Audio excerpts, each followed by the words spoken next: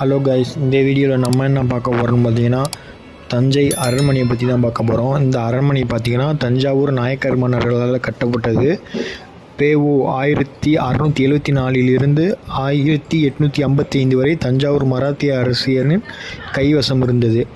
இந்த அரண்மனை பார்த்திங்கன்னா சேவப்ப நாயக்கரால் கட்ட தொடங்கப்பட்டு அச்சுதப்ப நாயக்கர் ரகுநாத நாயக்கரால் தொடரப்பட்டு மூன்றாவது ஆட்சிக்கு வந்த விஜயநாயக்கரால் கட்டி முடிக்கப்பட்டது. இந்த அரண்மனை வளாகமானது பார்த்திங்கன்னா 110 பரப்பளவுக்கு விரிந்துள்ளது. சுமார் 400 ஆண்டுகளுக்கு முன்பு கட்டப்பட்டு இருந்தாலும் 75% இன்றளவிலையும் பார்த்திங்கன்னா அழியாமல் இருக்கிறது.